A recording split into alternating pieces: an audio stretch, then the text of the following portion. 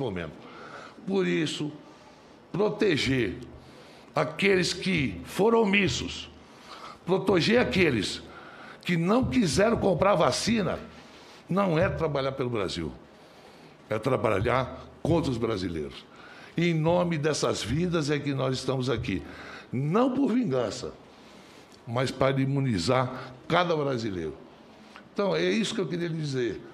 Não vim aqui para apontar o dedo para ninguém, mas houve equívocos e erros e omissões, e nós temos que apurar isso. Senador Randolph. Muito obrigado, senhor presidente, senhor relator, senador Renan, presidente Omar. Coronel Elcio, mais uma vez, meus cumprimentos, meus respeitos à vossa senhoria. Coronel, o senhor poderia dizer quando foi a primeira comunicação da Pfizer com o governo brasileiro, ou pelo menos a comunicação que vossa senhoria teve acesso, teve conhecimento? De quando foi? Um segundo, por favor. Pois não.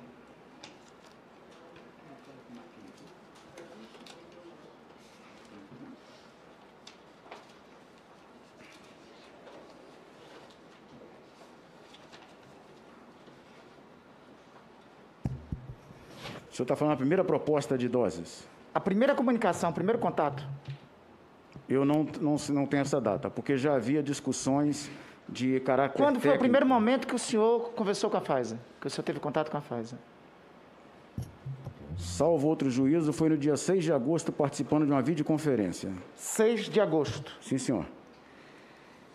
No dia 17 de março de 2020, a Pfizer encaminha uma correspondência ao senhor presidente da República, Jair Messias Bolsonaro, em inglês, inclusive.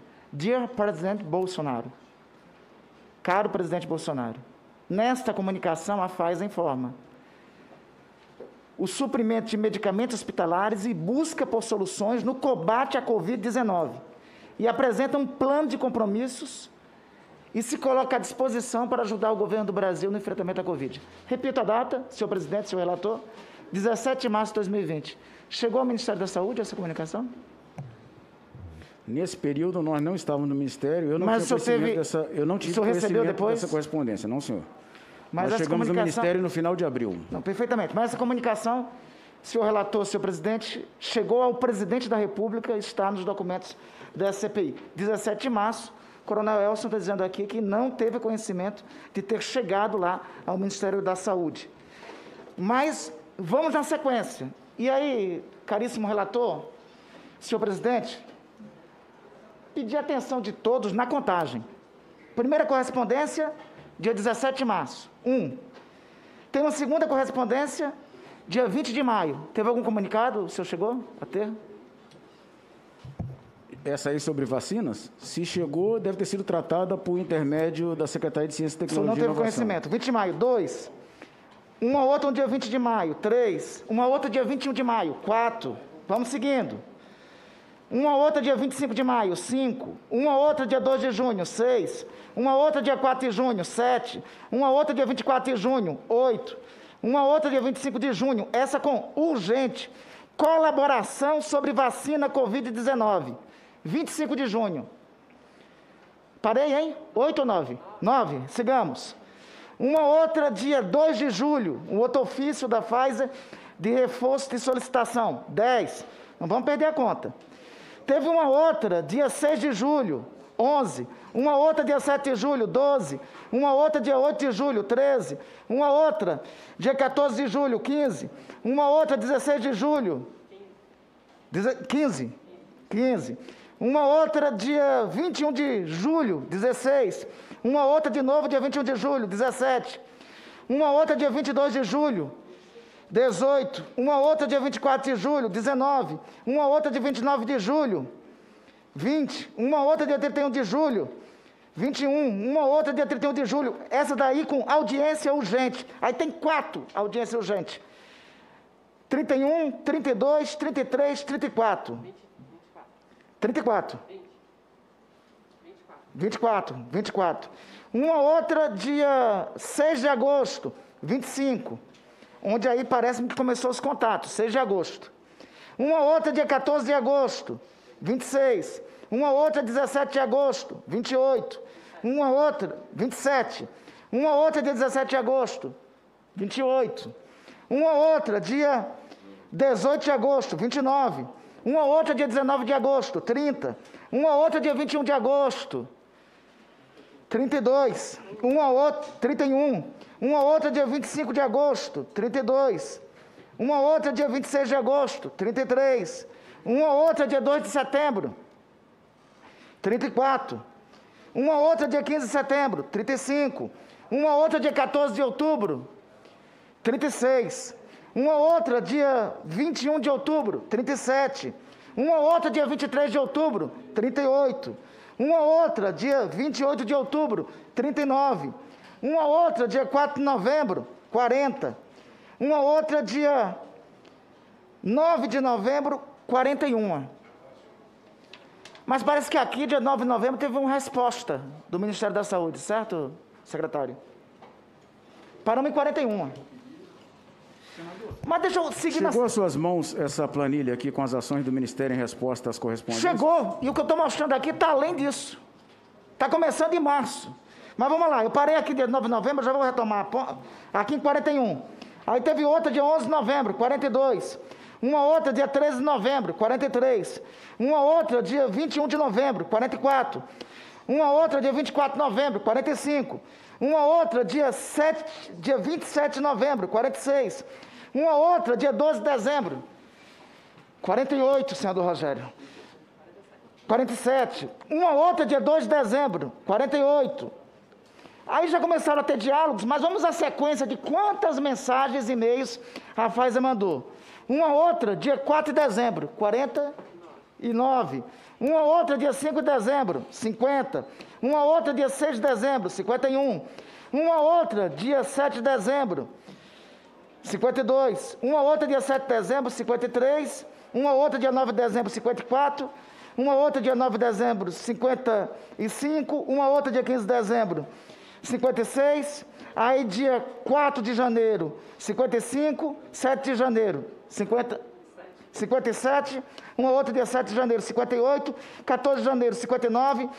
18 de janeiro, 60. 18 de janeiro, 61. 2 de fevereiro, 62. 3 de fevereiro, 63. 3 de fevereiro, 64.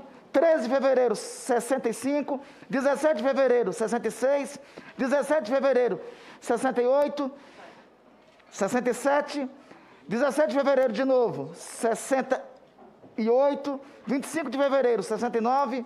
25 de fevereiro, 70. 1º de março, 71. 1º de março, 72. 3 de março, 73. 8 de março, 74. 8 de março, de novo, 75. 9 de março, 76. 9 de março, 77. 15 de março, 78. 22 de março, 79. 24 de março, 80. 23 de abril, 81. Foram 81 correspondências. Ao que me parece, senhor Elcio, pelo menos os documentos que temos aqui, 90% dessas sem resposta. Eu lhe pergunto... Algumas delas já eram respostas a demandas nossas, só para citar para o senhor. 90% outras, não tiveram. Outras eram e-mails, eu até procurei um arquivo aqui, não encontrei análise, e-mails que eles mandavam repetidamente para o Ministério com o mesmo conteúdo que eles mandaram 4, 5 vezes ao Correio também. Exatamente. Inclusive, no mesmo dia, mandar 4 e-mails. Inclusive, em julho, eles mandaram 4 e-mails pedindo audiência urgente. Foram atendidos? Foi a audiência que ocorreu no dia 6 de agosto. Mas é no meados de julho. O senhor só os recebeu em agosto?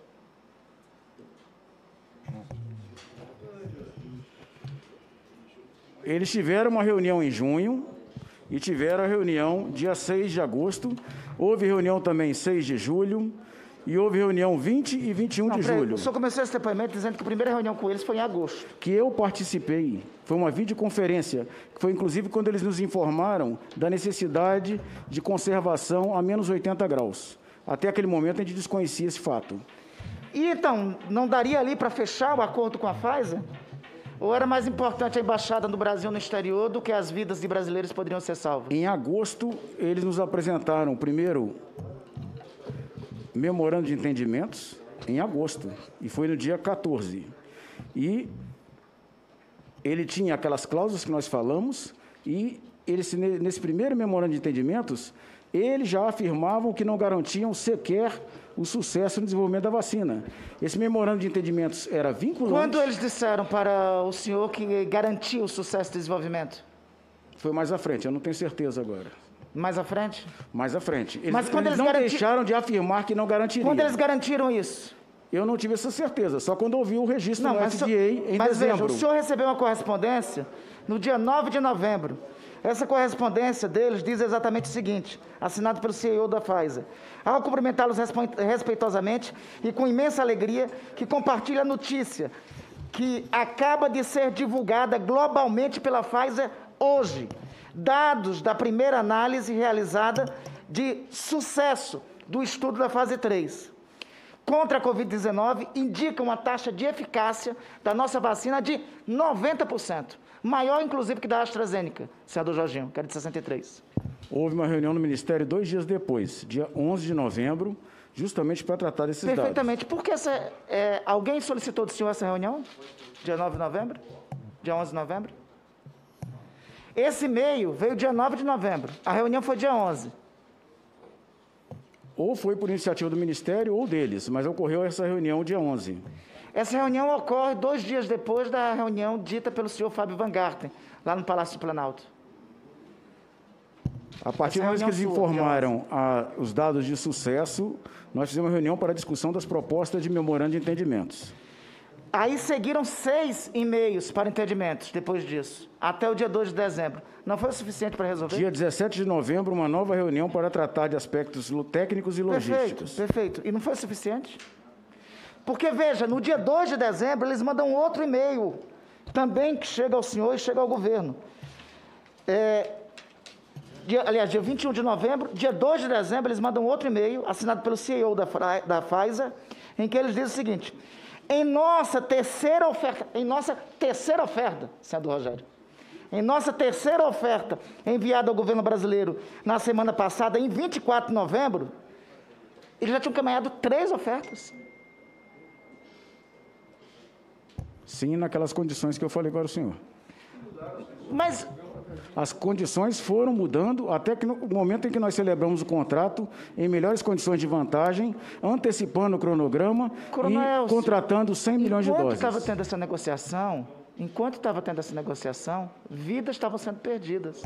O senhor não achava que era urgente? O próprio memorando de entendimentos, ele previa que a vacina só poderia ser disponibilizada após aprovação no FDA. E havia uma norma do governo americano que não autorizava a exportação de vacinas. Informando que já tinha sucesso eficácia de 90%. E já tinha sucesso da fase 3. Essa era a informação deles, não o endosso do FDA. Não, é a informação que chega ao senhor, está aqui o e-mail. Não é o endosso do FDA. A informação chegou ao senhor. Essa informação técnica não é o endosso de uma agência reguladora que era o FDA, o que só ocorreu no dia 11 de dezembro. Mas a informação, o senhor não acredita que eles tinham uma responsabilidade ao encaminhar essa informação? Como todos os fornecedores de vacina. A Sputnik também informou e até esse momento ela não teve uma autorização para uso emergencial total da agência reguladora brasileira. Mas eu quero só lhe informar que no dia 2 de dezembro, lhe passar aqui o texto que o CEO da Pfizer disse. Tendo em vista, solicitamos ao Ministério da Saúde, pela urgência do tema, se os senhores já tiverem tomado a decisão de não avançar com a assinatura desse documento, possam nos comunicar para que possamos liberar essas doses para que elas sejam disponibilizadas aos países da região. O senhor respondeu isso aqui? Senador, essa resposta aí aconteceu com discussões internas. Isso aqui é dia 2 de dezembro. E nós tínhamos a imposição deles de edição de uma medida provisória ou de um projeto de lei, e essa medida provisória obrigatoriamente teria que ser convertida em lei. Uma semana depois, eles mandaram para o senhor uma sugestão de medida provisória. Mandaram sugestão de medida provisória e mandaram essa proposta de MOU. Eles chegaram Foi a fazer aquele período em que houve um lapso temporal que o Ministério da Saúde, assim como o STJ e o governo do Distrito Federal ficaram fora do ar, o que atrasou a nossa análise desse material. Por uma semana não funcionava o servidor do Ministério por causa de um ataque de vírus. Desculpe, Coronel Elcio, mas esse governo deve ter alguma incompatibilidade séria com o computador. Ora, o general Pazuello vem aqui e diz que um tal de um hacker. Agora, o sistema saiu. Outra hora é um vírus, que não é o coronavírus. Tem que fazer um curso, rapidamente, de manutenção dos dispositivos de computador do governo. Porque enquanto sai do sistema, os dispositivos de computador, vidas estão sendo perdidas. Veja, quero reiterar, esse ofício aqui, do dia 2 de dezembro, é um ofício desesperador. Ele diz aqui, o CEO da Pfizer, claramente, se o governo brasileiro não quiser, vamos disponibilizar para os outros países da região. E sabe o que aconteceu, senhor relator, senhor presidente? Uma semana depois, o Chile começou a vacinar. Uma semana depois, e hoje, sabe qual é a situação? Hoje o Brasil tem 11% de vacinados e o Chile tem 56% de sua população vacinada. Então, só para concluir... Dia 4, nós mandamos a contra... O senhor falou do e-mail do dia 2. Dia 4, nós mandamos a contraproposta de memorando de entendimentos para que eles analisassem. E logo em seguida eles voltaram a reiterar. Dia 5, eles reiteraram, e aí foi justamente quando eu falei... Mandaram medida provisória. Vocês editaram a medida provisória no dia 26 de dezembro. A medida provisória foi editada e assinada no dia 6 de janeiro. Essa medida provisória foi discutida durante o mês de dezembro, senador. Perfeitamente. Dia 26 de dezembro, vocês mandaram o Palácio do Planalto a medida provisória. Isso daí eu não estou perguntando, estou afirmando que nós temos aqui. Sim, a minuta da medida provisória é assinada por todas as autoridades do governo, por todas as autoridades jurídicas do governo, para resolver o impasse que, no meu entender, não existia. Mesmo assim, a medida provisória é assinada. Esse impasse foi justamente do Ministério da Economia. A medida provisória é assinada. Qual é a diferença do dia 26 de dezembro para o dia 6 de janeiro, que a medida provisória é assinada? Aquele material foi retirado do texto dela, por causa da falta de consenso, como foi colocado. E foi particularmente do Ministério da Economia. Vocês resolveram o impasse com a medida provisória. No dia 6 de janeiro, o presidente da República edita a medida provisória, sem esse dispositivo. Porque houve falta de consenso entre as jurídicas dos ministérios. Coronel Nesse Elcio, caso, o Ministério da Economia. Com a devida vem acatamento e respeito à Vossa Senhoria e ao que Vossa Senhoria representa. Veja, não existiu falta de consenso em uma minuta que foi assinada pelo Controlador-Geral da União, pela Advocacia-Geral da União e pelo Ministro da Justiça. Onde está a ausência do consenso aí? O Ministério da Economia não participou desse consenso. Foi ele que discordava dessa situação com relação a essas cláusulas. Então, você está dizendo aqui que a gente tem que convocar o ministro Paulo Guedes, que ele que impediu que a gente tivesse a medida provisória para garantir vacina aos brasileiros já em janeiro.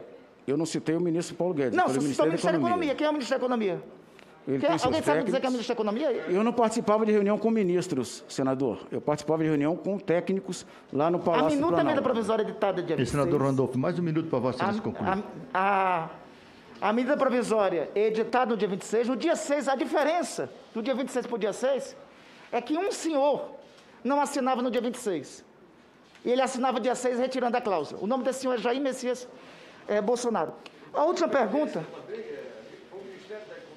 Pois é, o Coronel Elcio traz uma informação nova aqui, que é o fato do Ministério da Economia ter divergência. Eu acho que talvez a falta de consenso eu já havia Eu acho que talvez temos que convocar aqui o Ministro da Economia, Paulo Guedes, também.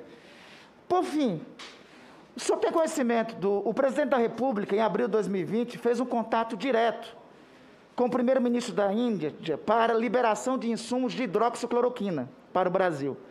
O senhor tem informação se o presidente da República, em algum momento, fez contato com algum governo estrangeiro para aquisição de vacinas? Pelo que eu acompanhei pela mídia, ele fez com a Pfizer, ele fez com a Rússia e também foi uma carta do governo brasileiro para a China para a liberação... Com a Pfizer me parece que não, né? Porque aí nós temos uma medida provisória assinada pelo presidente da República retirando a cláusula que dava segurança. Eu não sei precisar o momento em que aconteceram esses contatos, mas eles aconteceram. Com quem mais aconteceu? Eu citei Pfizer, eu citei o governo da... a Rússia, por causa da Sputnik. Houve contato com China e houve contato também com a Índia. Eu não sei se necessariamente o presidente... Com a Índia para qual vacina? O MRE. Com a Índia para qual vacina? para a liberação das vacinas e para a China para a liberação do IFA. Não, com a Índia, sobre qual vacina especificamente? Em particular, a vacina do Instituto Serum, que nós estávamos adquirindo por intermédio da Fiocruz. Não, senhor, a AstraZeneca também. Tendo em vista o atraso na vinda de IFA da China e o que atrasou a produção da Fiocruz. Da Covaxin, não teve um contato também em janeiro sobre a liberação da Covaxin? Eu não sei precisar para o senhor, desconheço. Bom, teve um contato e a vacina da Covaxin, ao que nos consta, é a mais cara das vacinas. Senador então, não houve Randolfo. pela Pfizer, eu vi em relação já às outras. Me cobrando já aí. Concluindo, senhor Já estão me presidente. cobrando Só a última pergunta. O senhor acredita que, antes de sair do Ministério, a aquisição de doses de vacinas foi feita o suficiente para todos os brasileiros? Não, tanto é que nós continuamos perseguindo doses, como eu falei para o senhor, eu citei, nós fizemos contato com a Sinopharm e continuamos com contatos, porque nós tínhamos que mitigar o risco de um possível atraso em entregas de doses. Por que a régua de trato com a Pfizer não foi a mesma da Sinopharm? Agora chegou o senador Alessandro. A Sinopharm, ela não tinha condições de exportar. Toda a produção era destinada ao mercado interno.